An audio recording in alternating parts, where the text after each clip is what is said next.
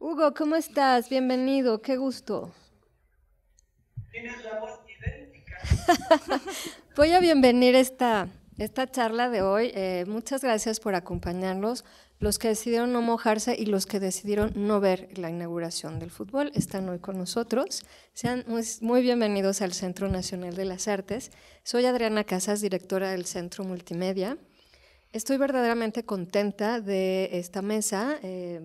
Me acompañan tres personas entrañables para mí y muy importantes para el Centro Multimedia.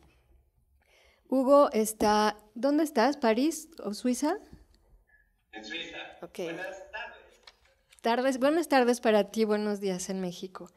Em, Voy a hacer una brevísima historia del Centro Multimedia y del CENART, que en realidad abrió sus puertas en 1994, con el Centro Multimedia, que era un espacio que contaba con tecnología muy importante, pocas veces vista en México, y que se convirtió en el espacio de producción artística que brindaba tecnología a la comunidad. Era un momento en el que no había internet, no había redes sociales, no se había internet, no había redes sociales, estaba empezando a usar el correo electrónico, o sea, eran los 90s. Y en este contexto, pues, el centro abre con un taller de realidad virtual en el que colaboraron Tania Aedo, que hoy es directora del Laboratorio Arte Alameda, Cuauhtémoc Senties, que hoy está coordinando la carrera de videojuegos, ¿lo digo bien? Es dirección de animación y videojuegos. En SAE Institute, y Hugo, que sigue produciendo obra artística y que está ahora hace tiempo viviendo en Suiza. Bueno, en fin, pues en estos más de 20 años el centro ha visto pasar muchos desarrollos. La realidad virtual, que en ese momento estaba tomando un auge importante, era un bicho raro que no mucha gente sabía usar, que no mucha gente sabía cómo desarrollar, cómo entrarle al tema. Y pues esa era una de las misiones, y sigue siendo una de las misiones del Centro Multimedia, como brindar herramientas, brindar posibilidades, ver hasta dónde se pueden utilizar ciertas tecnologías para expresión artística. Y pues en este contexto el centro empezó a producir ambientes virtuales, algunas experiencias artísticas y también que tenían que ver con monumentos históricos. En ese momento, pues la realidad virtual no era un tema masivo, en realidad es que tuvo un auge hasta los 2000, por ahí hasta 2010, y luego una pausa hasta este momento en que la tecnología ha cambiado y que es portable y que nos permite hacer otros desarrollos, este momento en el que todos tenemos acceso a tecnología y podemos hacer desarrollos de manera mucho más fácil y rápida. Voy a presentar muy brevemente a nuestros invitados, pues como decía, Tania Edo hoy es directora del Laboratorio Arte Alameda, fue directora del Centro Multimedia del CENART de 2004 a 2007, y bueno, en realidad ella se integró al Centro Multimedia un poquito antes de la inauguración, pero estuvo en este espacio y sigue estándolo de alguna manera desde el 94 hasta ahora, porque somos colaboradores de muchos proyectos. Ella fue becaria del FONCA en el área de nuevos medios, fue becaria de la Fundación Rockefeller MacArthur, ha participado en muchos foros internacionales y nacionales también, en muchos lugares del mundo, en Estados Unidos, en España. Ha participado también en varias publicaciones, algunas producidas en el Centro Nacional de las Artes como TECNE, que era una publicación de arte, pensamiento y tecnología. En 2010 formó parte del programa de alta dirección en museos, realizó estudios de artes visuales en la ENAP, en la UNAM. Hizo la licenciatura también de Educación Artística en la Escuela Superior de Artes de Yucatán y actualmente lleva a cabo una investigación de educación artística a propósito del rol de los conflictos intelectuales entre arte, ciencia y tecnología en la transformación de paradigmas. Bienvenida, Tania. Cuauhtémoc Senties es arqueólogo de la ENA, cursó el diplomado Difusión de la Historia y el diplomado Gestión Estratégica por el Instituto Mora. En el 96 se integra al taller de realidad virtual del Centro Multimedia, donde desarrolló proyectos tecnológicos de graficación por computadora por 15 años. Durante 5 años fue director ejecutivo del Festival Transitio, miembro del Consejo de Evaluación del mismo, fue beneficiario del programa Jóvenes Creadores y bueno, como decíamos, hoy está colaborando en SAE en el tema de videojuegos. Hugo Luis Barroso, también mexicano, es artista especializado en nuevos medios visuales, cuenta con un posgrado de máster de investigación en el Departamento de Artes Plásticas y Arte Contemporáneo en la Universidad Paris 8, en Francia. Es licenciado en Artes Visuales por la Esmeralda, institución que alberga el Centro Nacional de las Artes. Desde hace 14 años se dedica a la producción de instalaciones, habitaciones e interfase, usando preceptos de realidad virtual y realidad aumentada. Con el paso del tiempo, su producción se ha liberado paulatinamente del concepto de arte electrónico, lo cual celebramos mucho, a través de la exhibición de sistemas tecnológicos propios e inéditos. Es especialista en estereoscopía, en modelado tridimensional por computadora y en realidad virtual. Hoy cuenta con varios textos de reflexión dedicados a la genealogía del concepto como realidad virtual y virtualidad, y esto le ha valido recibir el Premio Nacional de Artes y Literatura en el campo de Bellas Artes. Bienvenidos los tres, Hugo, qué gusto verte, Tania. Guau. Hay que hacer una anotación también importante, y es que en ese momento, en los 90s, la primera mitad de los 90s, también se estaban empezando a desarrollar los primeros modelados 3D, y era un tema que llevaba mucho tiempo, un tema que fue experimental durante los primeros años. Y yo quisiera preguntarle a nuestros ponentes de esta mañana, ¿cómo es que llegan a la realidad virtual? ¿Cómo es que en ese momento en que no era una tecnología común, empiezan a desarrollar proyectos artísticos, empiezan a plantearse distintas posibilidades de expresión con esta tecnología que en su momento era muy nueva, pero también incipiente en ciertos aspectos? Sabemos que el Centro Multimedia no empezó sus tareas en el Centro Nacional de las Artes, sino tenían un búnker donde estaban trabajando antes. Tania, cuéntanos por qué tú llegas a ese espacio un poco a realizar ya este tipo de proyectos. ¿Cómo llegas al centro? ¿Cómo llegas a realizar estas cosas? ¿Cómo empiezas a tomarte la tecnología para empezar a trabajar? Pues bueno, primero que nada, gracias por invitarnos.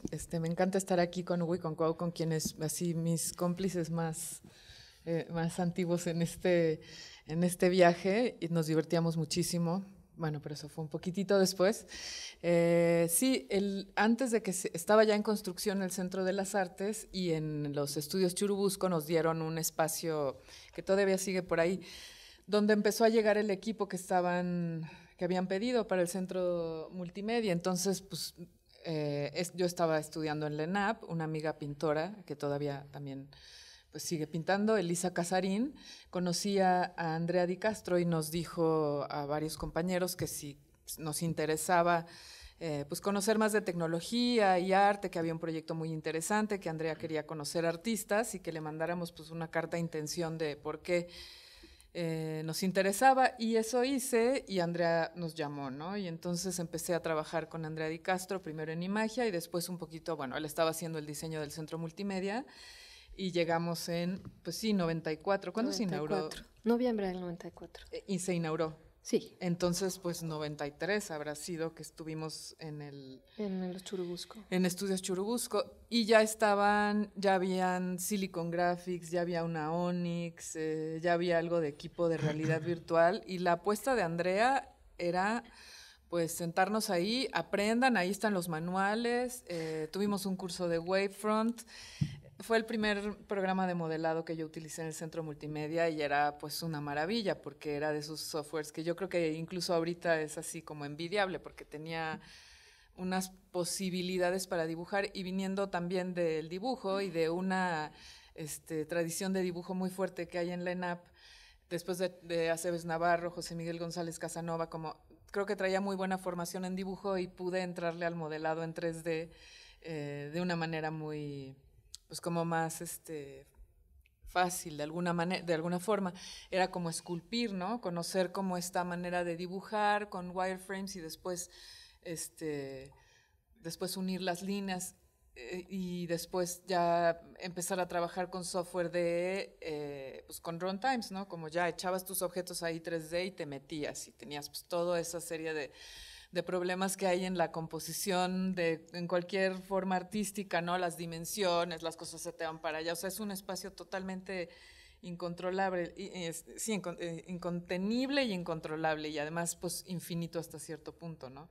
Y lo que me pasó fue que pues con la primera experiencia con un casco de realidad virtual, más que trabajar como la arquitectura y el espacio, me dieron ganas de esto, cuando tú volteas para acá y no ves nada, ¿no? Como que me dio muchísima curiosidad trabajar en este espacio que estaba ahora vacío, pero que en el mundo físico, digamos, está el cuerpo. Y otras cosas que también estaban pasando en ese momento que para mí fueron muy importantes eran chats, espacios multiusuarios bidimensionales. Todavía Second Life faltaba muchísimo para que naciera, pero estaba de Palas, por ejemplo, un software que era una red social en donde los avatares eran bolitas, pero ya podías como que modelar, no en 3D, pero hacer tu avatar un poquito.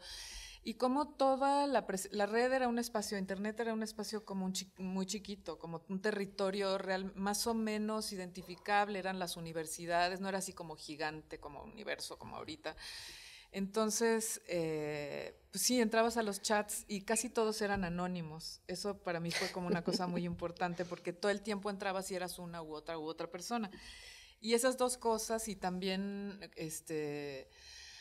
pues una obra que para mí fue fundamental en la historia del arte y lo sigue siendo son las parangolés de Elio Oiticica, ¿no? Como esta cosa que él hacía con las ropas, con el exterior, como la ropa o la prenda o lo que te cuelgues como extensión de tu piel y como, bueno, una serie de entre desarrollos tecnológicos y problemas interesantes en el mundo del arte que me llevaron justo a explorar el asunto de los avatares, de quién eras tú en ese espacio, de cómo podías manipular tu identidad y jugar con ella, y me fui por ahí, ¿no?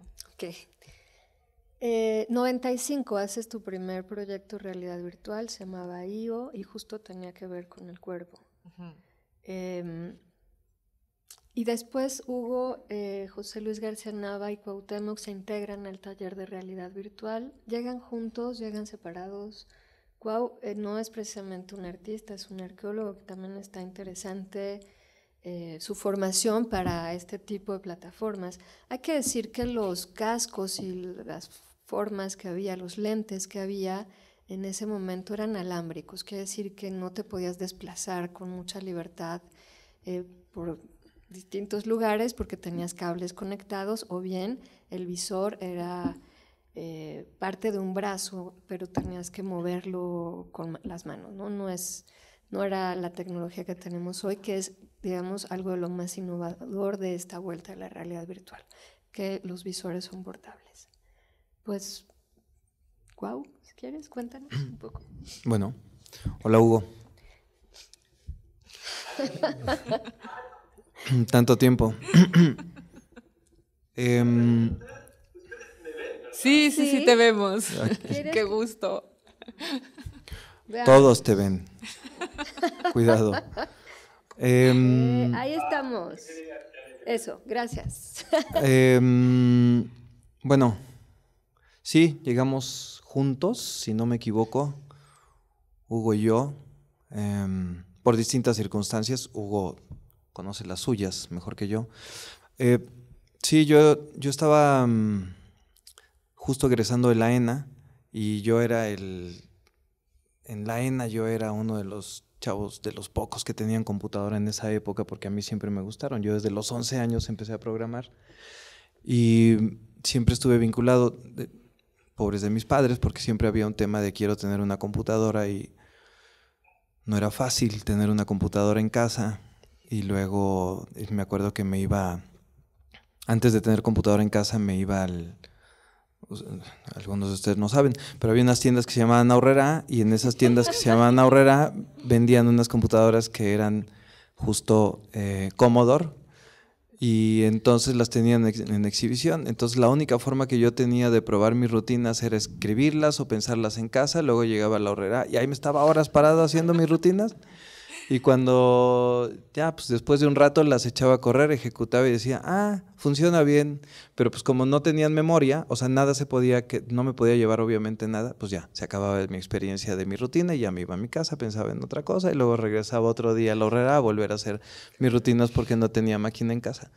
Y entonces, pues siempre me gustó la tecnología desde muy niño y cuando estaba en la escuela de arqueología, pues no estaba desvinculado de ella, hacía toda la parte de mapas por computadora y ese tipo de cosas que nos tocaban y habíamos 2 o 3 chavos que teníamos máquina y con alguna suerte, algunos más que otros.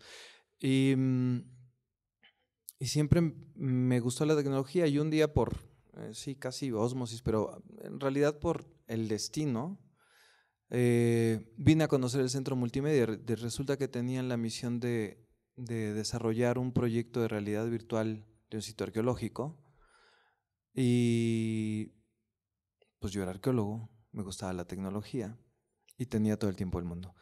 Y bueno, no tenía todo el tiempo del mundo en realidad, ahora que lo pienso, porque también trabajaba, iba a la escuela, pero me encantaba trabajar en esto y me fascinaba la tecnología y entonces me fui hablamos un ratito con justamente Mónica Prieto, quien estaba a cargo de esa misión, que yo creo que le había encomendado a Andrea también, Andrea Di Castro, que fue quien seguramente la persona que más duro impulsó la formación del Centro Multimedia, a quien quizás debemos muchas de las consecuencias de los usos de las tecnologías en el arte en este momento.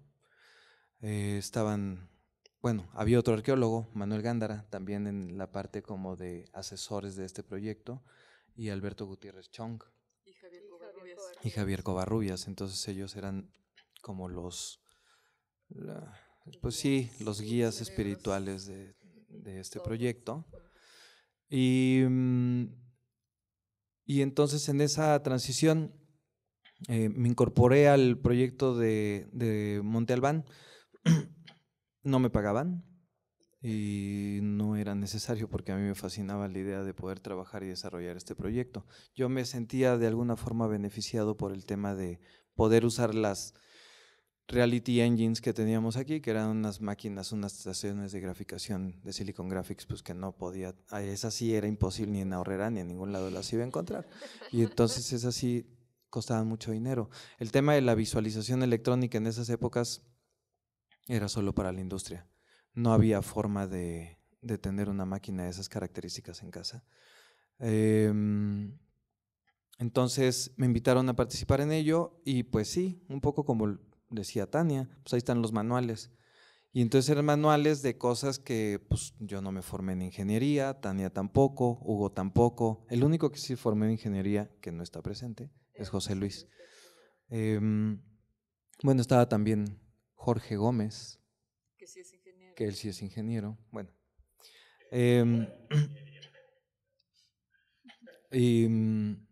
Y entonces, pues órale, éntrenle muchachos. Ahí están los manuales, ahí está. Y oye, ¿con qué software se puede hacer? Pues ahí hay una cosa que compramos que se llama Multigen y nadie ha usado. Y entonces ellos trabajaban en otra herramienta que era para animación prerendereada, digamos, y yo trabajaba en una herramienta que era para animación de gráficos en tiempo real. En realidad era un tipo de herramienta distinto, con un tipo de formato de archivos distinto, que eran los famosísimos OpenFlight, y que eran muy económicos en la cantidad de geometría que construían a la hora de realizar un cuerpo, un edificio, cualquier objeto. Solo para acordarme de una cosa, desde el presidente actual de los estudios de Disney y de Pixar, Edwin Catmull, él generó de las primeras imágenes de 3D, de geometrías 3D suavizadas, y esto fue en los 70s. O sea, lo digo por el tema de que ya desde los 70s había como muchos experimentos al respecto, y antes, por distintos laboratorios. El problema era tener estaciones de graficación que pudieran ser extendidas, de uso extendido, y eso sí era un problema muy fuerte. Entonces, teníamos una tecnología muy cara, muchos miles de dólares, decenas de miles de dólares cada CPU, y teníamos el boom, un monitor omnidireccional que tenía un barrido de frecuencia de 180 Hz que te permitía tener imágenes en 3D sin necesidad de dispositivos como los lentes que vemos por ahí. Estos son pequeños ejemplos. Trabajé con esos, no como esos, con esos.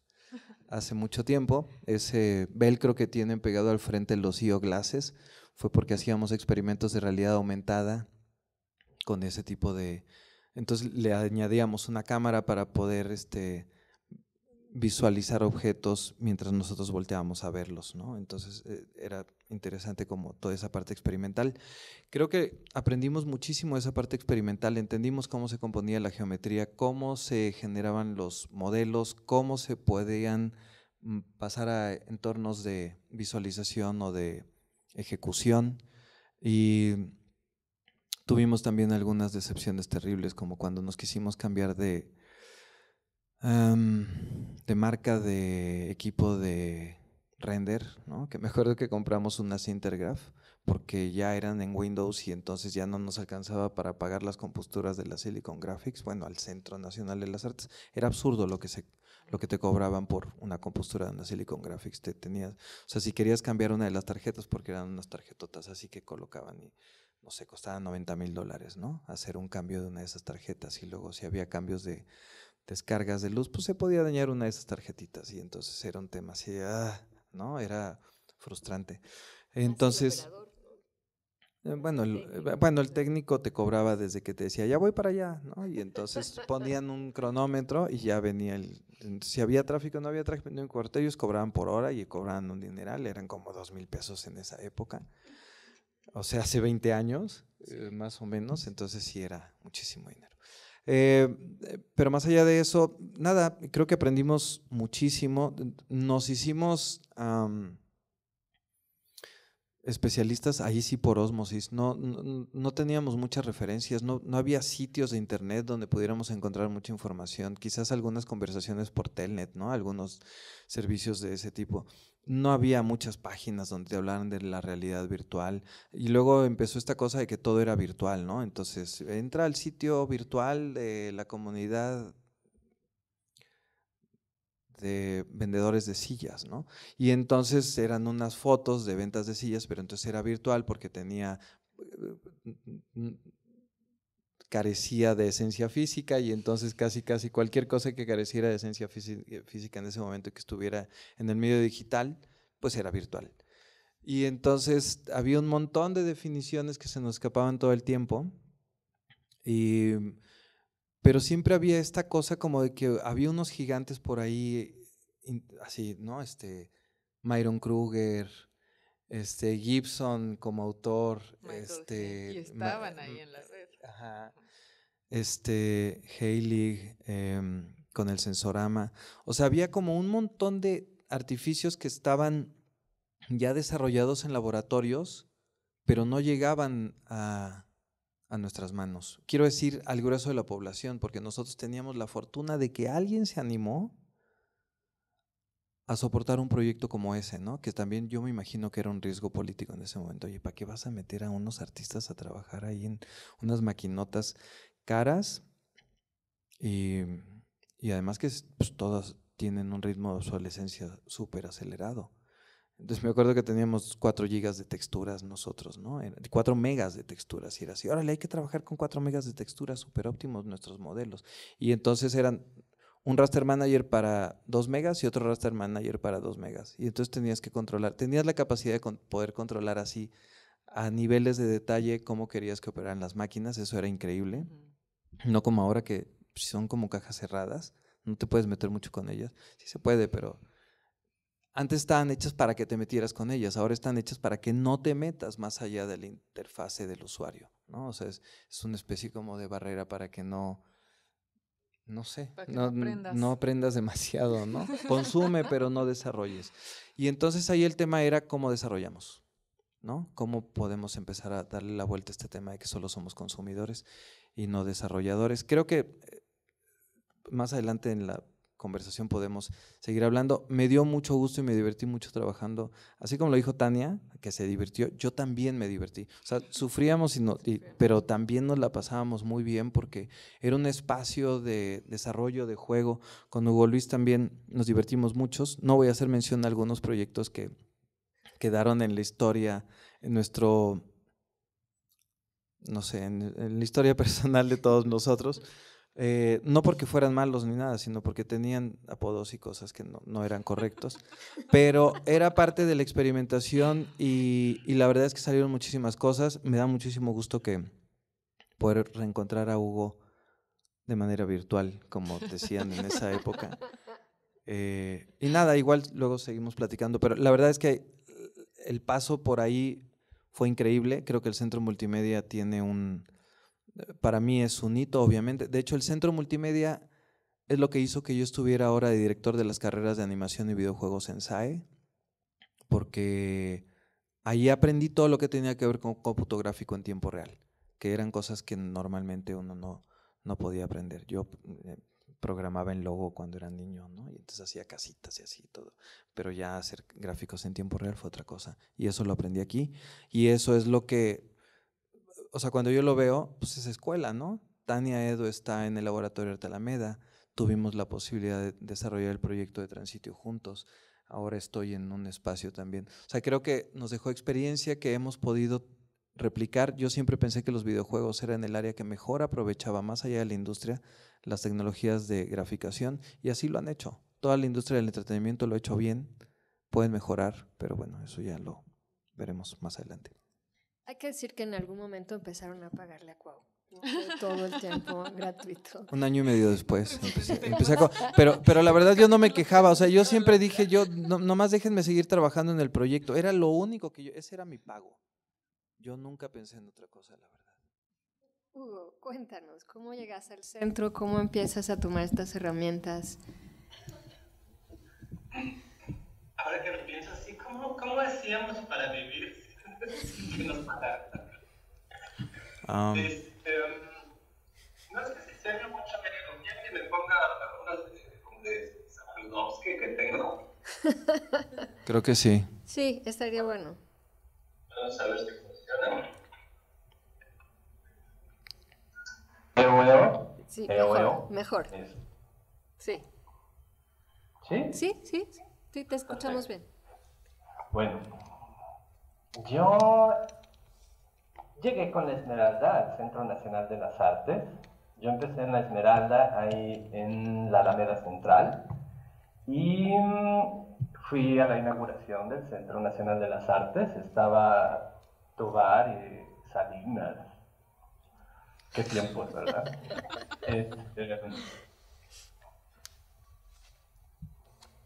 Yo me acerqué porque a mí me interesaba la estereoscopía y había llegado a hacer mis máquinas como de realidad virtual por otro lado. Eran unas máquinas que servían para visualizar, por decir de alguna manera, proyectar objetos tridimensionales y poderlos ver con unos lentes anaglíficos. Y lo había hecho para hacer mis instalaciones.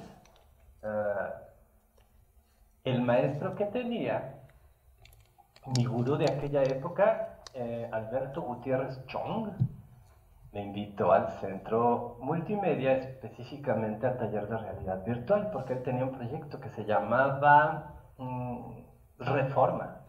Tenemos un video de Reforma. Sí. Ahora lo vemos. Como dice Cuauhtémoc, bajo en polígonos tenía que ser ese asunto. Entré también por un curso que dieron de introducción a la realidad virtual, lo dio Andrea de Castro, el doctor Covarrubias y otros.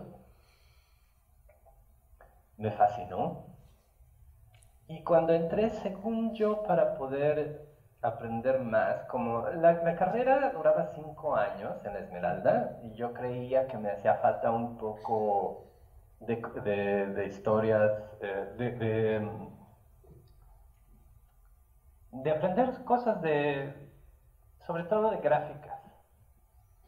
Pero cuando entré a este lugar y conocí a la gente que estaba dentro, empezó un viaje que yo espero que no se haya terminado todavía. Aprendí muchas cosas de diferente gente. O sea, Andrea de Castro no me pelaba mucho, pero Gutiérrez Chong decía cosas muy interesantes sobre realidad virtual. En aquella época lo que repetía era que si bien teníamos ya la herramienta, no habíamos empezado a generar lenguajes para ella. No teníamos tampoco un contexto social, o sea, no había una red de personas trabajando en ello que hicieran de ello una especie de experiencia colectiva a la cual le pudieran dar nombres y tradición, lugares comunes. Solo había un poco de gente trabajando en ello. Y creo que en ese sentido también Tania es así como la persona que... Yo creo que platicar con Tania una media hora equivale a estudiar unos 6 meses. Porque yo lo recomiendo, deberías... Bueno, ya, mejor no te prometo. Debería dar clases, un día voy a dar clases. Pon una mesita ahí. No, pero sí, te sientas a platicar con Tania y tú le dices, pienso esto y piensa lo otro, y pienso lo otro, y ella te dice, qué interesante aquello ya. Y de repente empiezan a brotar ideas en tu cabeza que ella o no sé si las... Pone ahí, las provoca. No sé, ¿perdón? ¿Las provoca? Sí, las provoca. Entonces, pues era el conjunto, mira. Yo tenía mi fuente en el centro multimedia de saber con respecto a las nuevas tecnologías, que eran Gutiérrez Chong, José Luis García Nava, Cuauhtémoc y Tania, y cada uno en lo suyo. Entre que Cuauhtémoc y yo estábamos más o menos a la misma altura, pero Cuauhtémoc siempre sabía un poquillo más de cualquier cosa sobre tecnología. Me iba un poco allanando el camino y explicando, tenía mucha paciencia. Y José Luis García Nava, en cuestiones de modelado 3D, fue el que me enseñó a modelar, el que guiaba los proyectos. Y Tania, con esa cuestión que de repente es como teórica, pero también como que vuela. O sea, entre que la pierdes por momentos y regresa. Y se va y regresa. Y te trae cosas nuevas siempre que te conflictúan o que te... Bueno, el chiste es que siempre está dándote cosas. A mí se me hacía un tiempo maravilloso.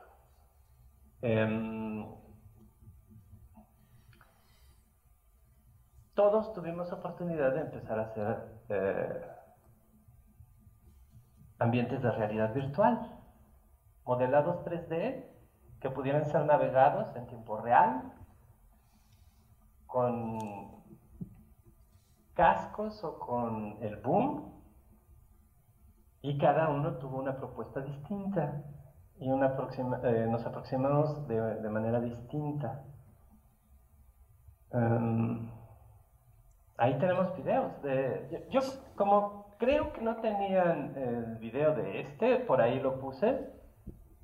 Mi proyecto se llamaba Regreso. Y sí, fue mi ambiente de realidad virtual, fue el que yo propuse. Era una cosa muy sencilla, devolver la vida a diferentes animales y objetos que encontraba. Bueno, así me acerqué. Eso es, creo, lo que hasta ahora puedo decir. Me gustaría revisar algunos de los videos de esa época, que, bueno, por otro lado han sido un experimento interesantísimo de rescate arqueológico casi. Este es el proyecto de Tania que se llamaba I.O., que es del... No, perdón, algo hice mal. Que es del 95, si no mal recuerdo. 23 años. Ese es Wireframe 23, pero el otro.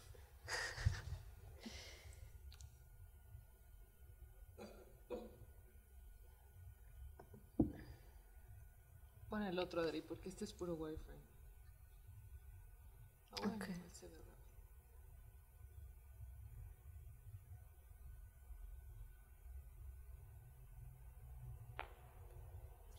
rápido. Yo diría que mientras, así, Sí. mientras Tania dice que ya que ese es el bueno.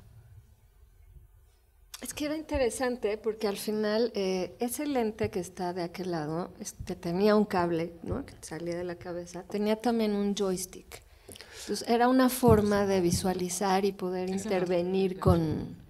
Tenía aquí unos audífonos, en fin, era una forma de aproximarse a las experiencias virtuales, ¿no?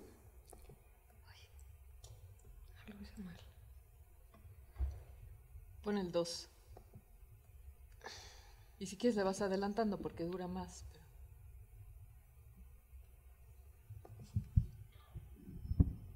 Y ese tampoco fue con VRML, ese era... Es que si no, no estoy en el...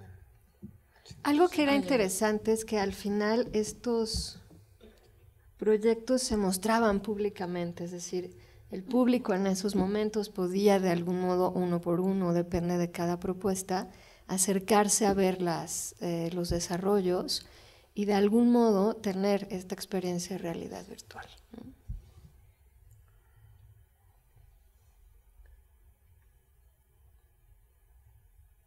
¿Cómo funcionaba, Tania? ¿Cómo era? Pues... No te van a ir si no agarras el micrófono, si quieres sacar. Modelaba los cuerpos. Uno de mis favoritos era ese cuerpo de mujer ahí muy voluminoso que está al fondo, que es lo que me recuerda mucho a mis clases de dibujo de la ENAP.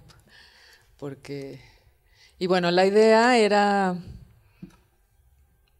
manipular el proceso de construcción de tu presencia en Internet, y era inspirado en los chats gráficos, en los chats en donde tú tenías un avatar. Y lo que me interesaba ahí era pues generar una variedad de cuerpos y que tú en el ambiente pudieras probarlos. Por ejemplo, un hombre probar una panza de una mujer embarazada, una mujer probar estos distintos torsos de hombres de distintos colores. Ahí estoy yo probándolos. Y estas que eran unas tetas artificiales que había hecho que podían dar leche dentro de ambientes virtuales. Y era eso, pues experimentar con el espacio vacío que queda en el lugar que ocupa nuestro cuerpo en el momento en que entras a un espacio virtual. Y bueno, esta era una serie, I.O., y al mismo tiempo estaba desarrollando otra de la que no encontré avatares, debe haber en el centro, y bueno, estoy buscando, pero una serie de avatares que sí eran en VRML, que era algo que me interesaba también platicar, que eran como estas herramientas abiertas, ¿no?, que bajabas y te ponías a modelar en 3D y podías tener, o sea, como que era un poco esta idea de que Internet iba a ser en unos pocos años un espacio en donde tú podías, yo me imagino que a través del blog o de diferentes, o de medios más, pues sí, amigables para cualquier persona, y podías utilizar audio, podías utilizar video, y entre los recursos que podías tener en tu página web, pues era la realidad virtual, y de repente desapareció VRML, desaparecieron todas las herramientas abiertas para modelado tridimensional, pero sobre todo para generar ambientes multiusuarios tridimensionales, que era lo que a mí me gustaba hacer, de lo que ya no tengo más ejemplos, los voy a buscar, pero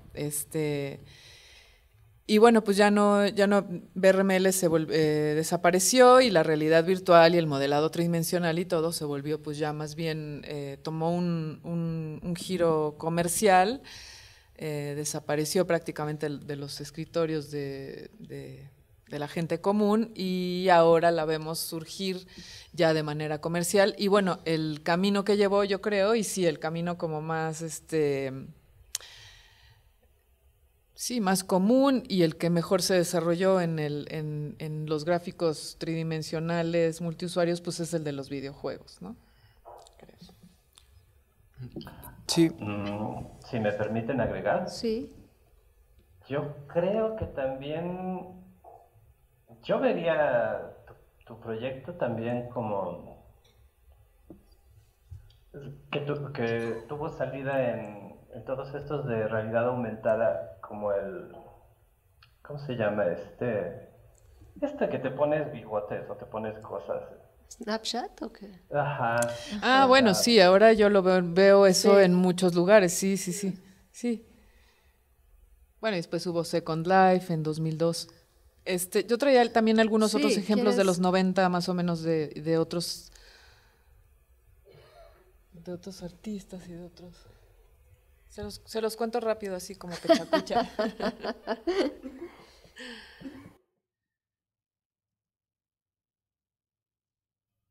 Hay algo así.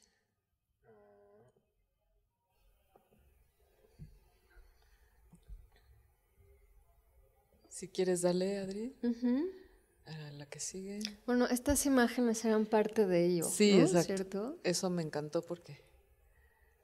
Y bueno, este es de Palas, que les recomiendo mucho que visiten. Digo, ya está en Wikipedia, ya no existe, pero para mí eran como los antecedentes a los chats gráficos, y era un poco lo que se inauguró en 95, un poco como que lo que me llevó a hacer algo parecido, pero en realidad virtual, ¿no? Claro. Y luego, bueno, el lenguaje BRML, que también me puse a ver un poco su historia, muy interesante el creador de BRML, Virtual Reality Modeling Language, y su idea, como la de Jaron Lanier y como la de muchos, era volver a la realidad virtual un lenguaje de programación gráfico, así que tú pudieras programar en 3D en un ambiente gráfico inmersivo. Eran pues ideas bien interesantes. Después pues ves la historia de Mark Pechep, se peleó con la empresa porque pues justo quisieron cerrar y llevar la realidad virtual por los caminos que va casi toda la tecnología, ¿no?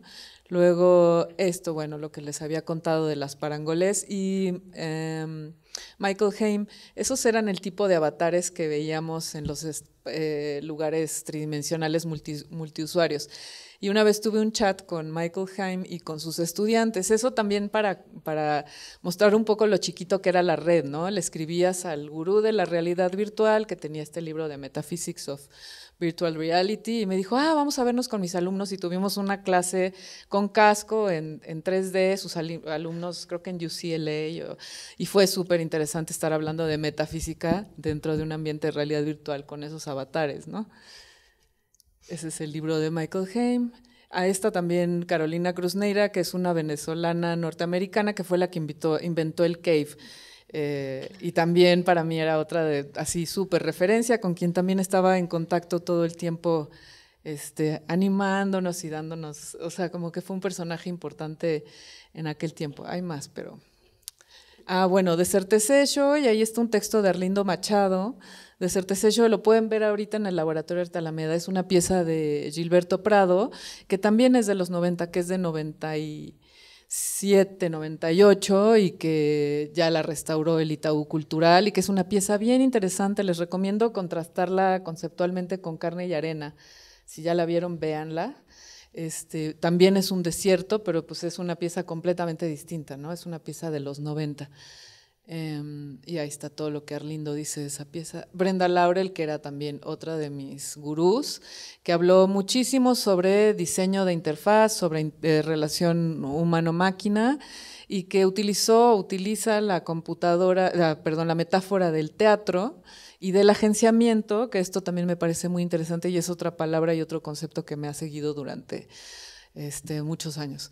Y bueno, esta es una pieza de Brenda Laurel que cuando fui a hacer la residencia a Banff, justo a ese lugar, a The Cave, el Cave de Banff, que está en un sótano, estaba todavía esta pieza de Brenda Laurel. Y bueno, esta pieza de Rejane Cantoni y Daniela Kuchat, que se llamó Ópera, que también tiene una versión ya de los 2000, ópera como más enfocada en audio, pero si ven, esa ya es como la última fase. Fue un proyecto muy lindo porque era ir investigando formas en que culturalmente hemos descrito o pensado el espacio, desde el espacio platónico, los sólidos platónicos, hasta eso que vemos a una persona interactuando con un fractal, ¿no? En donde tú eres un punto en un diagrama de Lorentz y lo estás recorriendo. Y creo que ya, hasta ahí llegó. Sí. Y llegando el premio Transitio, ¿no? Ganaron Transitio. Con esa pieza, justamente, el premio internacional del festival. Y luego Monte Albán, ¿no? Que en realidad creo que no hubiera pasado si tú no hubieras estado ahí, ¿no? Desde tu disciplina, levantando el sitio arqueológico, aunque era un interés particular, creo que tus conocimientos le dieron otra vida, ¿no?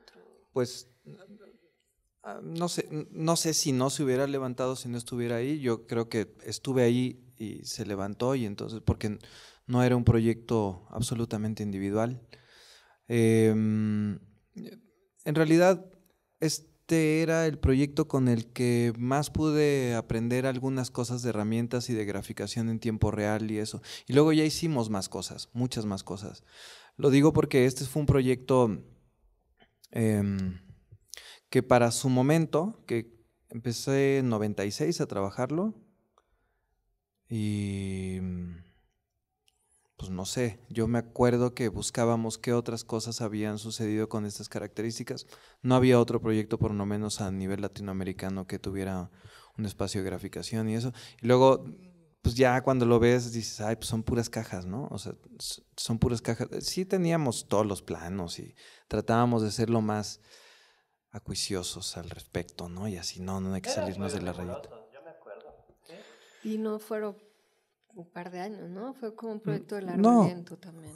Sí, porque iba sacando cosas y luego había, bueno, sí, en realidad sí era riguroso, pero el tema era cómo lograbas que toda esa información que querías vaciar en una máquina que se pudiera desplegar en gráficos en tiempo real. Entonces no sabíamos nada de estrategias de eso. Teníamos que aprender esas estrategias. Hay unas cosas que se llaman niveles de detalle, que son despliegue de gráficos de acuerdo a la cercanía, pero entonces tiene que ver con cómo organizas los objetos. Abajo de una geometría, cosas que no vemos regularmente, es que existen unos que se llaman frijolitos, que en realidad tienen características de los objetos, y todos los objetos tienen un representante, tienen todas las caras que componen los objetos, tienen una referencia que tú puedes ver en una especie de árbol genealógico.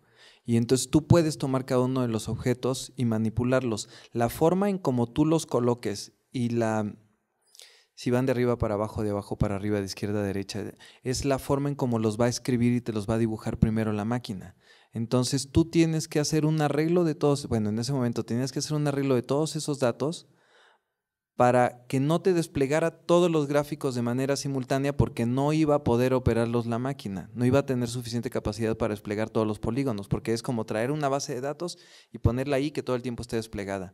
Entonces la estrategia era, traes un nivel de detalle de esos polígonos y cuando te acercas lo suficiente, sustituye y trae otros, y sustituye y trae otros, y los otros los va desechando. De esa forma, sí podías graficar espacios, pero no tenías todo el espacio representado simultáneamente. Pero hacer eso, o sea, organizar todos los objetos para que eso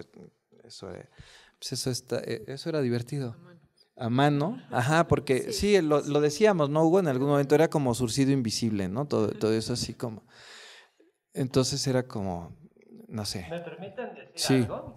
Yo creo que es importante, de ese proyecto sobre todo, bueno, de los dos proyectos que acabamos ya de hablar, del de Tania y del de Cuauhtémoc, enmarcarlos en el tiempo y decir que son de los primeros y no los primeros. O sea, cuando menos el primero en Latinoamérica sí fue. O sea, que estamos hablando del papá de todas las reconstrucciones virtuales de sitios arqueológicos. O sea, del primero de toda Latinoamérica seguramente. Y eso ya le da un contexto.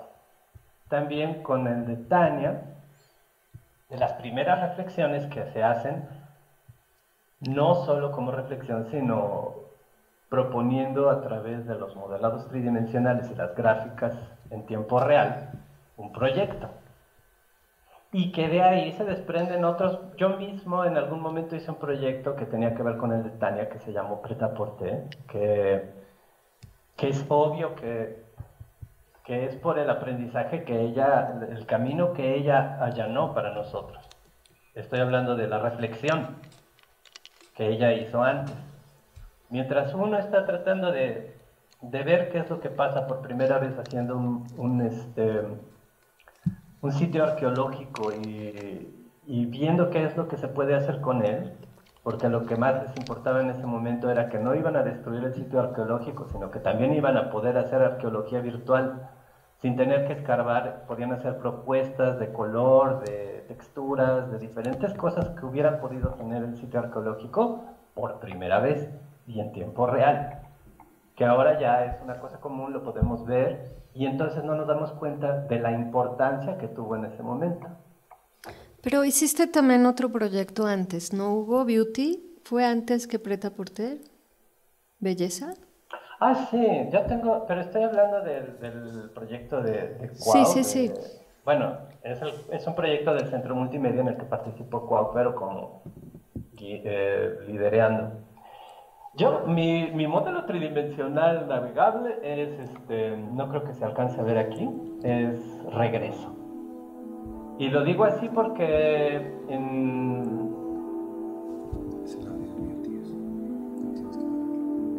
eso es Belleza. Ajá. Perdón, paro Belleza, lo siento. No, no te preocupes. Vamos, Hugo. De la misma época de la que están hablando, yo quería hacer una especie de instalación en aquella época, pero una instalación virtual. Y volviendo al principio, llegando al Centro Multimedia, me sienta frente a un modelador tridimensional, José Luis García Nava, y me dice: lo primero que tenemos que hacer es poner las luces en un modelo tridimensional. Y me quedé... yo soy ateo, pero sé perfectamente cómo empieza el Génesis. O sea, lo primero que hay que poner es la luz. Y entonces me llamó mucho la atención que sí, que había que poner la luz, luego el piso, luego diferentes cosas que tienen que ver con la verosimilitud. No tiene que ser real, tiene que parecerse a la realidad.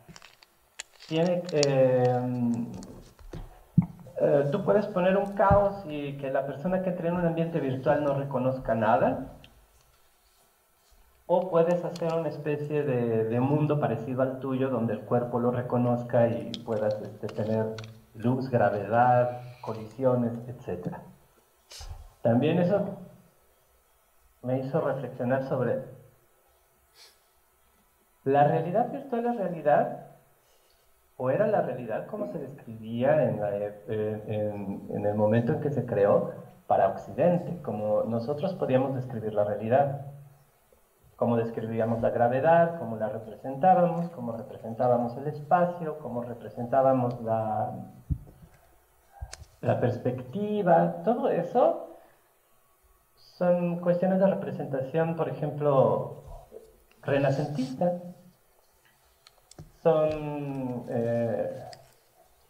O sea, no calculamos la gravedad como la calcularía Einstein. Calculábamos la gravedad como Galileo, o sea, con una aceleración y con cuestiones que podíamos modelar a través de comportamientos en una computadora. Un ambiente de realidad virtual era una representación occidental, o lo que entendía en cierto momento Occidente sobre la realidad. Y bueno, pero hablando de mi primer ambiente de realidad virtual, Yo sabía que los ambientes de realidad virtual no convencían visualmente a una persona de que se encontraba en otro lado. Pero había una especie de fiebre por la realidad virtual en aquel momento, por sus alcances, más que por lo que en ese momento se pudiera lograr. Y se me hizo que podía utilizar esa seducción en ese momento para hacer un proyecto en el que se planteara una idea interesante. La mía era regresar a la vida ciertos personajes eh, que hubieran desaparecido o de mi vida o que hubieran muerto. Y conseguí un pescado, por ejemplo, que estaba muerto y lo puse a cantar y a bailar. Eso fue en video, pero también lo puse en una especie de mar. Eh, Diferentes animales. Ese era mi ambiente virtual. Ya no quiero seguir hablando. Quiero que los demás también hablen.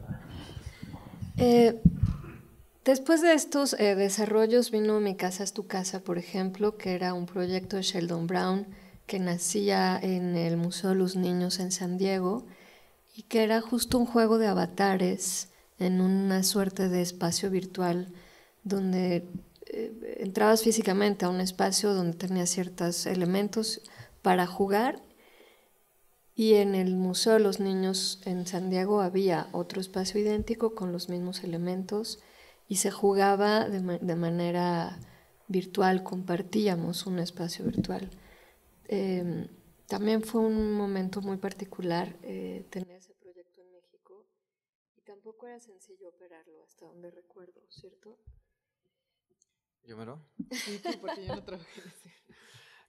Sí, era... O sea, tenía algo bueno y es que nos iban a dejar una Onyx, que era una maquinota, ¿no? Un CPU gigante, pero no lo podíamos usar hasta que se acabara el proyecto. Y entonces, pues ahí estaba la Onyx y así decíamos, ahora que se acabe, ya la vamos a poder usar. Pero en realidad, pues tenía que ver más con el potencial de conectar espacios virtualmente. Entonces, había todo un tema, porque además creo que tuvieron que tender una fibra óptica, quién sabe, desde el Centro Nacional de las Artes hasta creo que es hasta un hotel, se llaman hoteles, donde llega la fibra y después meterlo. O sea, era todo un tema. No era solo colocar la máquina, porque la conectividad pues no era como la que tenemos ahorita, era pues con cablecito. Y entonces, o sea, algunos de ustedes no, pero otros sí recuerdan que cuando uno entraba al internet empezaba a sonar así unos ruidos rarísimos. Y en esa época no teníamos ese tipo de módem nosotros, sino que teníamos que conectarnos por cable. Y entonces el tema de tener niños jugando en California y otros aquí en el Centro Nacional de las Artes simultáneamente con un espacio con herramientas y eso, pues tenía que ver con eso. Tenía muchas más implicaciones de otro orden que se parecía mucho a los intereses que tiene Tania sobre las comunidades virtuales, etcétera, ¿no? Porque en realidad detectábamos la posición de los usuarios y qué estaban jugando, y cuando accionaban unos objetos dentro del espacio, digamos, colaboraban con los mismos objetos en un espacio en México y en otro espacio en California, y entonces ambos podían obtener distintas, digamos, desde el punto de vista de los videojuegos, recompensas. Colaborar, ¿no? Remar como hacia el mismo lado. Entrabas a una casa virtual y podías modificar las paredes, modificar el techo. En algún momento la casa se convertía en un avión y entrabas a un ambiente virtual al que podías diseñar o cambiar partes de tu cuerpo para tener un avatar particular. Sheldon Brown, al igual que Myron Kruger, al igual que un montón, siguen vivos. O sea, esa historia, ¿no? Esas historias pues no tienen tanto tiempo. Myron Kruger tiene como 76 años, 74, no sé cuántos. Y es una persona que sigue por ahí. ¿Por qué lo digo? Porque los referentes en realidad no tienen muchísimo tiempo de existencia. Sheldon Brown sigue trabajando en California, Jaron Lanier sigue haciendo un montón de propuestas, tiene manifiestos incluso en contra del uso y abuso de las tecnologías, el internet, las tecnologías de visualización. El mismo que difundió y que transformó el término de realidad virtual. O sea, los mismos que los plantearon también han sido muy reflexivos y críticos con el medio y lo que está sucediendo en este momento, que para mí también es súper importante cómo nos están, cómo nos avasallan los medios también, ¿no? De ahí que cuando viene todo este tema de la realidad virtual, perdón que no hable específicamente de eso, pero este tema de, ahí viene la realidad virtual, ¿no? Es así como, pues ya estaba la realidad virtual, ¿no? Ya existió, tuvo un momento y cambió. La verdad es que no ha cambiado tanto. O sea, cuando uno se da cuenta, o sea, si uno lo mide a través de cantidad de gigas de texturas o cantidad de polígonos que podemos desplegar en gráficos en tiempo real, sí ha cambiado un montón. O sea, la cantidad de gráficos sí, pero las propuestas y el contenido y eso, ahí es donde yo veo que hay mucho más que hacer, ¿no? O sea, mucho más hay que experimentar mucho más porque sí hay videojuegos, o sea, ¿quién aguanta un videojuego de 6 horas adentro de un dispositivo de realidad virtual? No es cierto, o sea, eso es de veras, incluso porque traes el casco puesto, déjense sus lentes 6 horas, ¿no? Puestos así, ligeritos, no sé qué, pues no los aguantas, ahora échate un… Algunos coreanos.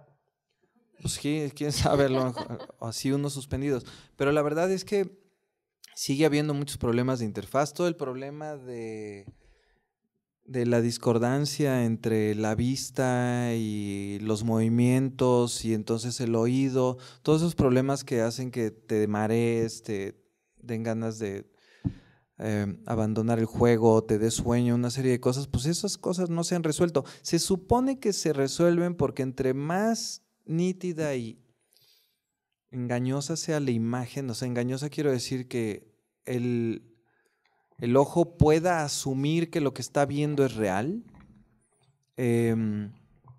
puede haber una especie de disminución de ese problema que lo llaman algo así como virtual sickness o no me acuerdo cómo lo llaman, ¿no? Que es una especie como un síndrome, ¿no? Es un síndrome que sucede cuando estás usando un dispositivo de realidad virtual. A ver, ¿qué son estas cosas? Son dispositivos de aislamiento visual con interactividad. ¿Cuánto es realidad virtual? O sea, si solo tienes unos lentes, ¿es realidad virtual? ¿O qué necesitas para que sea realidad virtual? ¿O unos lentes que te permiten ver a través de esos mismos lentes el entorno físico? ¿Eso es realidad aumentada? ¿Es realidad? O sea, hay un montón de cosas alrededor de todo eso que además de que tecnológicamente se han ido resolviendo algunas, creo que más como en la parte reflexiva no sé, yo sigo sin estar convencido de este nuevo boom de la realidad virtual porque todo lo que sucede ahí lo tienes que construir. Y pues construirlo toma tiempo, ¿no? O sea, y necesita ejércitos y necesita un montón de gente detrás. Entonces creas una realidad artificial, como decía Myron Kruger, ¿no? Decía que las tecnologías de realidad virtual lo que nos permitían es crear realidades artificiales. Esa era la verdadera oportunidad, que creáramos realidades artificiales. Y entonces, ¿cuántas realidades artificiales estamos creando a través de eso? No tantas, creo que en el arte se han hecho más propuestas, pero pues no sé, perdón, pero me inquieta un poquito estos temas que me cuesta trabajo. Siempre. Y también de manera un poco temprana se empezaron a hacer desarrollos de realidad aumentada, ¿no? Un proyecto en el que colaboraron ustedes dos. Sí. Hugo. Hugo. ¿Con qué empezamos de realidad aumentada? ¿Con el lugar donde El lugar, ¿no? habitan? Sí, el lugar. Bueno, ese era, justo tenía una cita de Myron Kruger, ese proyecto, ¿no? Que decía que el propósito de la oportunidad de usar la visualización electrónica tenía que ver con eso, con crear realidades artificiales, ¿no? Uh-huh. Bueno, el interés de Cuau en ese proyecto, si me acuerdo bien, era el aspecto arqueológico, el aspecto cultural. A mí me interesaba mucho la sintaxis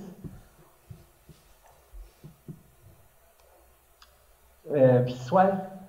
Se podían unir dos objetos en tiempo real y transformarse en uno solo.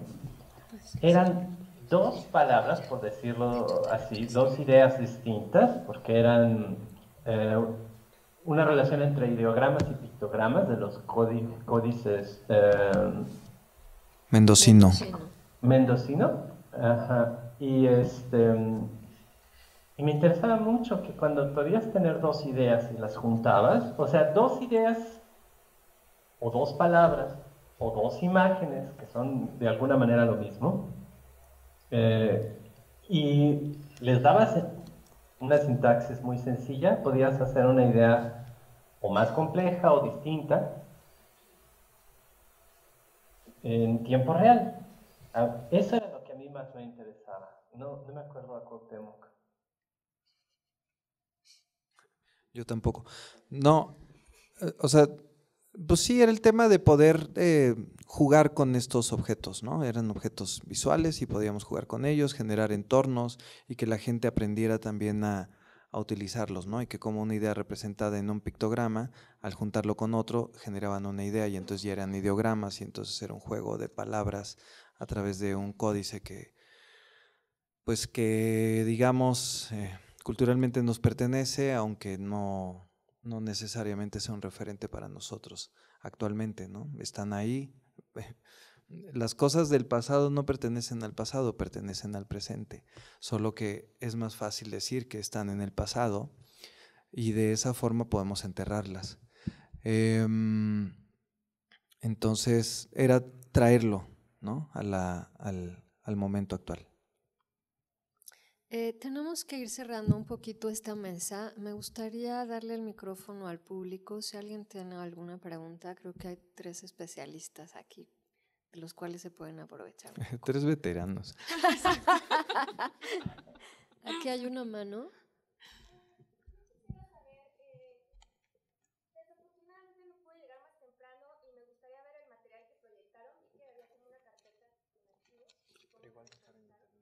Igual lo ponemos en la página del centro un poco más adelante. Bien, gracias. Ahí hay otra pregunta, Luis. ¿Qué tal? Buenos días. Sí. Buenos días. Mi pregunta es, bueno, tengo 2 preguntas. La primera es si ustedes alguna vez tuvieron en los 90 algún acercamiento con la empresa Quali, que era una empresa que se dedicaba a hacer gráficos por computadora, sobre todo para publicidad, y ellos manejaban este tipo de computadoras ya aquí avanzadas. En México, ¿no? Sí, claro, estaban Carlos... ahí por Ejército Nacional, me parece. Y la que era la jefa de proyectos, creo que se llamaba Saskia de Winter. No sé si ustedes alguna vez tuvieron algún acercamiento con esta empresa. No estoy segura. Me acuerdo de algunos nombres por ahí, pero no estoy así completamente segura. Creo que tú te acuerdas de... No, sí, lo que pasa es que, a ver, no, Hay un súper animador que estaba... pero son animadores y entonces hacían animación prerendereada, ¿no? Que sí, como digamos los intros de, por ejemplo, de las noticias en Televisa, pero estamos hablando del 94, 95. No era inmersivo, pero... No, pero eran, digamos, máquinas. O sea, lo que pasa es que la Silicon sí en varios estudios estuvieron, en Olin Studios, o sea, en un montón de estudios sí llegaron a Silicon Graphics porque pues, eran así como las buenas, ¿no? Las O2, además eran bien bonitos los objetos, o sea, las máquinas eran unos como tostadores de pan, las chiquitas, que eran muy bonitas, como objeto de diseño, eran padrísimos. Y sí, o sea, había muchas empresas que tenían esas máquinas, pero no trabajaban en tiempo real. O sea, el tema básico era que trabajar en tiempo real ya no requería un O2, ya tenías que trabajar, bueno, sí podías hacer cosas muy básicas en una O2, pero no en una Onyx, ¿no? Porque una Onyx costaba $150,000 y ¿quién le iba a meter $150,000? Una básica, ¿no? Una Onyx básica, $150,000 para hacer algunas animaciones, aunque claro, en ese momento también la gente decía, no, pues yo te cobro el segundo de animación en no sé cuántos miles de dólares, ¿no? Porque así se cobraban también en ese momento. Había muchos proyectos, pero no, estoy seguro que gente que estuvo, salió, pasó por el Centro Multimedia, tuvo relación con ellos porque también éramos un espacio donde muchos personas y agencias de publicidad de otros se nos acercaban de manera individual, ¿no? Y todo el tiempo era así, no, yo no hago eso, no me dedico a eso. Pero todo el tiempo estaban buscando reclutar, llegaban a dejar las tarjetas, te agarran aquí afuera y te dejaban la tarjeta, oye, nos interesa que te vayas a trabajar con nosotros. Pero había una especie de convencimiento necio por algunos de nosotros de que este era un espacio que nos gustaba estar y donde podíamos experimentar y todo, porque también conocíamos las mieles de la publicidad, ¿no? Desde hace mucho tiempo, y la verdad no era un espacio en el que estuviéramos interesados los que estuvimos mucho tiempo. Creo que los que estuvieron poco tiempo era porque sí estaban interesados en eso, y no es malo, ¿no? Solo no estuvimos ahí. Yo no recuerdo haber trabajado con ellos directamente, quizás alguna vez tuvimos alguna conversación, algún acercamiento, pero no estaba dentro del… No trabajamos con ellos directamente. De hecho, ¿sabes qué hacíamos? Perdón. ¿Te acuerdas que de repente sí nos hacíamos pasar un poco por ese tipo de profesionales para cuando íbamos a preguntar por las computadoras más caras para que nos hicieran caso? Teníamos que hacernos un poco pasar por publicistas o algo por el estilo para que nos dieran los precios y nos explicaran cómo estaban construidas. Bueno, me acuerdo. Eso sí. Por aquí había otra pregunta. Perdón, Creo. tenía una sí. segunda pregunta.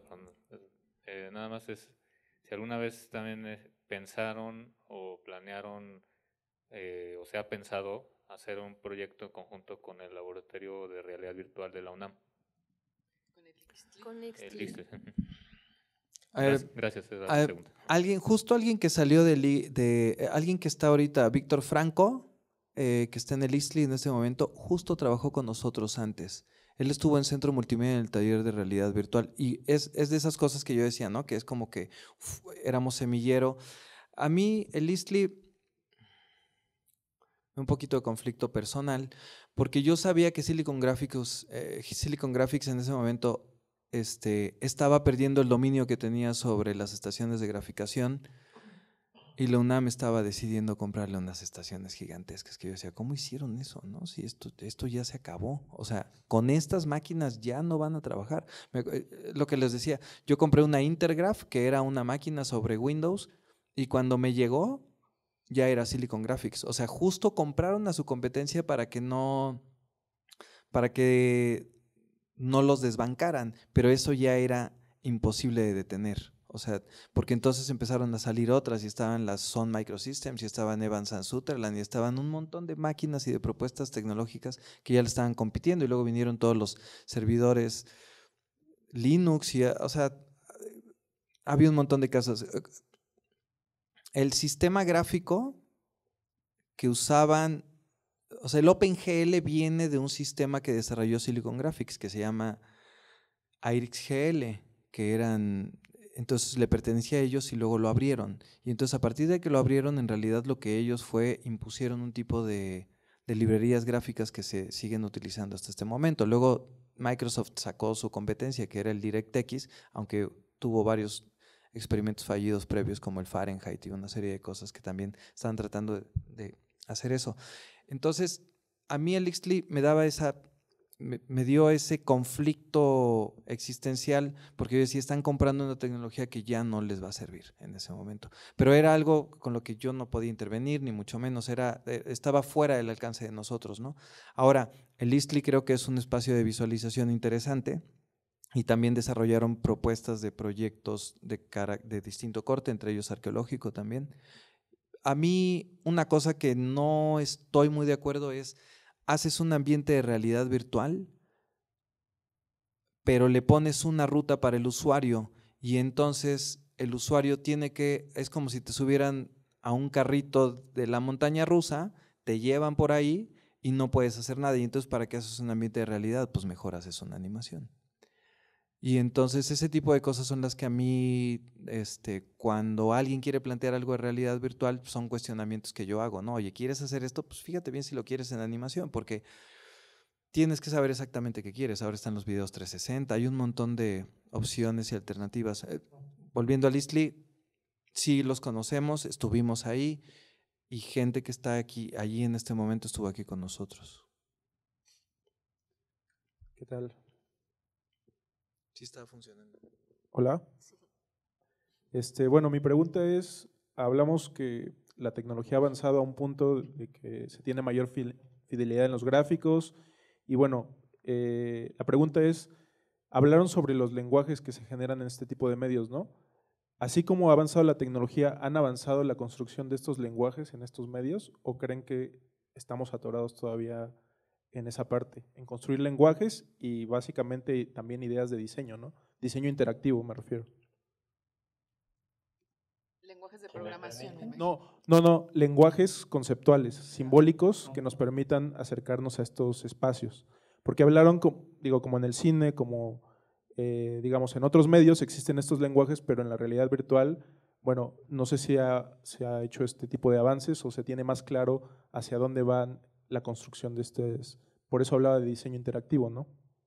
Pues yo creo que lo que está pasando con las generaciones actuales, así ya muy recientes, que están experimentando con realidad virtual, que muchas veces son 360, otras veces no, justo se está generando o se debería generar nuevos códigos, sobre todo nuevos códigos de lectura, y la experimentación en este medio es muy importante. Porque, por ejemplo, ¿qué referencias hay muy actuales? Por ejemplo, Carne y Arena, ¿no? Que es básicamente una narrativa un poco, no es exactamente lo que dice Cuauhtémoc, porque sí hay interactividad, sí puedes hacer cosas, sí puedes interactuar con lo que está sucediendo ahí, pero estás más en una película, ¿no? En una película tridimensional, interactiva, no es multiusuario, es un solo usuario. Es muy impresionante tener en 3 dimensiones y estar inmerso en efectos que son pues cinematográficos, ¿no? Y estar adentro, o sea, como que a nivel de percepción, yo creo que es algo que se tiene que estudiar muy bien y que los artistas tienen hoy una oportunidad muy grande de experimentar justo con esa hiperrealidad que ya generan los ambientes virtuales, ¿no? O sea, en donde sí te sientes amenazado, en donde aunque estés completamente seguro que es un ambiente ficcional, te pones a llorar, te tiras, gritas, eso, además de el enorme potencial creo que hay ahí de investigación y que además ya es muy vieja, o sea, psicólogas como Sherry Turkle o gente que ha estudiado las implicaciones psicológicas de la interacción con estos medios, hay un enorme campo ahí, ¿no? Pero luego viendo también como esta nueva generación que ya son post-internet, artistas que van a ver hoy en la tarde, por ejemplo, ¿no? Ani Garza, Gibran Morgado, las curadurías que ha hecho Dorín Ríos, por ejemplo, un proyecto que presentamos en el laboratorio, My Wall is Your Filter Bubble, o sea, donde ya la realidad virtual es además, convive como con las nuevas, digamos, con las redes sociales, ¿no?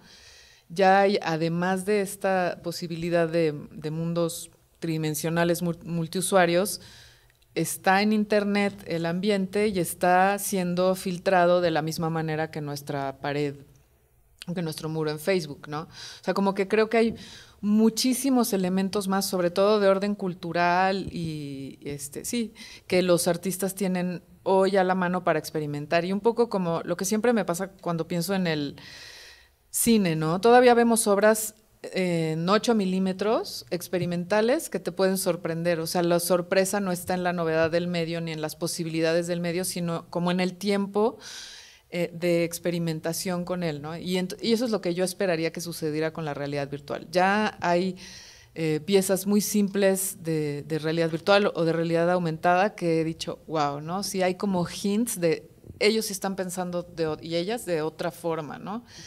A mí me gustaría como continuar por ahí viendo lo que están haciendo estas nuevas generaciones. Hugo. Sí, yo creo también que tiene que ver con el tiempo de experimentación y se puede más o menos evaluar si hay si hay o no una cultura, comparándolo con otros nuevos medios o relativamente nuevos, como la fotografía o el cine, que ya tienen mucho más tiempo y que han elaborado para hacer una cultura. hay una crítica de cine, hay una crítica sobre la fotografía, se pueden dar opiniones y hay una estructura para hacerlo. Hay un grupo de gente que se comunica y puede decir sobre ellas algo. Para ese grupo eso significa algo. Se puede decir si es bueno, si es malo, se puede tener una opinión y compartirla. Y sobre la realidad virtual, yo creo que habría una especie de círculos donde hay una cultura en los videojuegos, gente que se agrupa y que tiene lenguajes comunes y que se puede referir a ello y puede decir cosas en los videojuegos en tiempo real. Pero la crítica, una crítica profunda por un gran sector, creo que todavía, o sea, sobre los videojuegos, o sea, podemos encontrar premiaciones de videojuegos, pero, y eso implicaría que hay buenos videojuegos y malos videojuegos, ¿no? Pero sobre la realidad virtual, yo creo que sigue siendo un terreno de los especialistas y de los teóricos.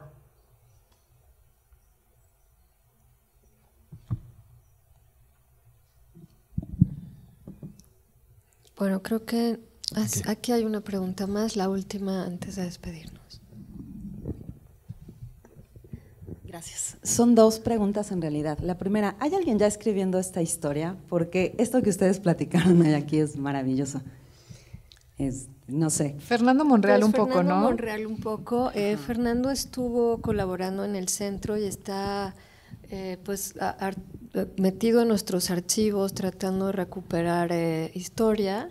Esta es su tesis doctoral, sé que ya está terminada, no está publicada aún, está, digamos, ahí en algún proceso, ha pasado varios años rascando cajas y archivos y computadoras viejas que hemos ido recuperando para que pueda rescatar algunos materiales. Wow. Yo creo que hay toda una parte anecdótica y así que seguro no está. ¿Sí me explico? No, sí, es mucho más desde el punto de vista académico. No, claro, es que a mí lo que me parece riquísimo es verlos a ustedes aquí contando de primera mano esa experiencia y recuperando lo que decían hace un rato. Claro, es una experiencia, es muy paradójico, es muy reciente, nos suena a que fue ayer. Digo, a mí me tocó esta mudanza al CNA, pero como investigadora. Parece que fue hace poquito. No, ya fue hace un montón. 23. Pero es, claro. Casi 24. Pero es una historia que claro que está teniendo, y bueno, tuvo, yo creo que va a tener más impacto en lo que está pasando ahora en el arte en México, ¿no? Y estaría padrísimo recuperarlo a ese nivel, a nivel de anécdotas y de ustedes, los protagonistas que estuvieron ahí, ¿no? Yo estuve por ahí en el taller de Andrea Di Castro y sí, me puse esos visores y vi esa cosa rara que eran todavía unos gráficos pues como muy chistosos, ¿no? Era muy interesante la sensación y a la vez era muy claro que era ficción, ¿no? Totalmente. Y una segunda que también tiene que ver pues con el lugar que ocupa el Centro Multimedia en este contexto. Ustedes han hecho un montón de labor formativa, yo creo que tanto informal como formal, pero mi pregunta es, ¿qué tanto sienten que las escuelas realmente han podido como aprovechar todo esto? Porque me queda claro que seguramente la Esmeralda sí, pero siempre tengo la percepción que, por ejemplo, ni la escuela de teatro, que tiene una licenciatura en escenografía, ni la de danza, que también seguramente tiene materias que podrían vincularse, siempre me queda la impresión de que no, de que las escuelas de Limba siguen como con su trayectoria formativa muy tradicional. Pondría yo el caso de la Esmeralda como una excepción, por supuesto, y que en paralelo ha estado como todo este desarrollo del Centro Multimedia, que sí ha sido como un nodo de muchísima experimentación, ¿no? Sin duda la Esmeralda es quien habita más el Centro Multimedia. Tiene que ver un poco con que algunas de sus materias las toman en nuestras instalaciones y es como muy habitual pasar por ahí, estarse por ahí, pedir una asesoría. En segundo plano está la Escuela de Música. En tercer lugar, muy abajo, la Escuela de Teatro. Claro. Y la Escuela de Danza. No hay manera, es súper extraño que nos busquen las chicas. También tienen horarios infames, sí, ¿no? Están aquí 12 horas bailando, estudiando matemáticas, en fin. Pero esa es un poco la demanda que tiene el Centro Multimedia. Algo que es importante es que hay otras escuelas que están por aquí, que nos buscan, que toman nuestros cursos, que nos piden charlas. En fin, no es, digamos, solo el nicho del Centro Nacional de las Artes, sino compartimos con otros espacios. Gracias. Perdón, también el centro siempre ha tenido como una política de que como individuos pueden llegar a hacer proyectos, ¿no? Digo, lo conozco, y ahí sí llegan pues, de todos.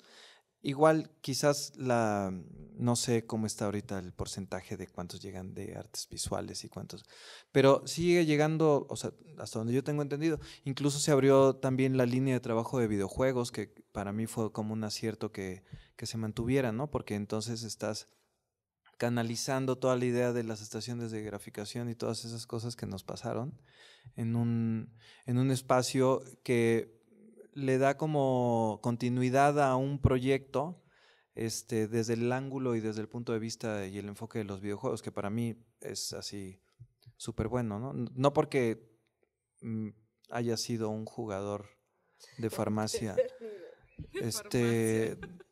duro, de los duros de farmacia, porque así como no tenía computadora, no tenía Atari en mi casa. Entonces yo sí era de los que tenía que aprender bien y rápido para no estar gastando muchas moneditas en la farmacia. Entonces ya era de los que se les iba la luz, ¿no? Cuando yo estaba jugando se les iba la luz con cierta regularidad porque yo ya era bueno para eso.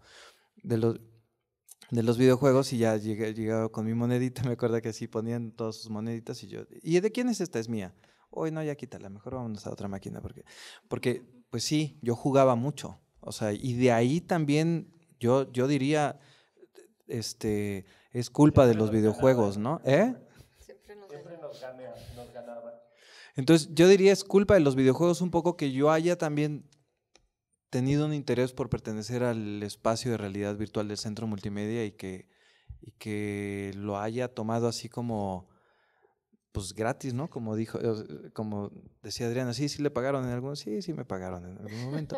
Pero año y medio yo estuve ahí por gusto, ¿no? Y porque estaba aprendiendo algo y porque yo decía, no, es que los videojuegos, eso de hacer videojuegos es de japoneses, ¿no? O sea, yo nunca me lo planteé que cuando era joven que estas cosas pudieran así descender, ¿no? Así a los mexicanos.